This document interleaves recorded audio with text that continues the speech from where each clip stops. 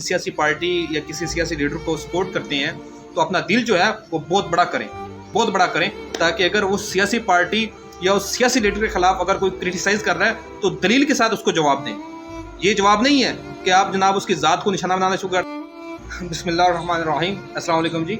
अच्छा, अदम बर्दाश्त हमारे माशरे में बड़ी आम हो चुकी है। मैं तो इस पर काफ़ी सारी वीडियोज़ भी बना चुका हूँ और बार बार बनाता रहता हूँ और मुझे बड़ा अफसोस होता है कि यार एक आदमी एक सियासी पार्टी से, उसका जमहूरी हक है भाई, उसका ये डेमोक्रेटिक हक है कि वो एक जमहूरी पार्टी, कोई भी सियासी पार्टी है उसका साथ दे और उसके बारे में अपने नज़रियात शेयर करे अपने फेसबुक पे या अपने किसी दोस्तों को या सोशल कोई भी प्लेटफार्म है। मकसद ये है कि अब इस हद तक हमारा माशरा अदम बर्दाश्त का शिकार हो चुका है। अगर कोई आदमी एक सियासी पार्टी की हमायत कर रहा है और जो उससे इख्तलाफ रखता है वो बजाय कि दलील से उससे इख्तलाफ करे वो ज़ातियात पे उतर आता है, वो लड़ाई पे उतर आता है, वो मार कुटाई पे उतर आता है, वो उसकी ज़ात को तनकीद का निशाना बनाता है, वो पर्सनली इसको ले लेता है। तो मेरा ख्याल है कि ये हमारे माशरे के लिए, ये हमारे जो है मौजूदा निज़ाम के लिए, ये हम जिसमें सर्वाइव कर रहे हैं इसके लिए इंतहाई नुकसानदेह है।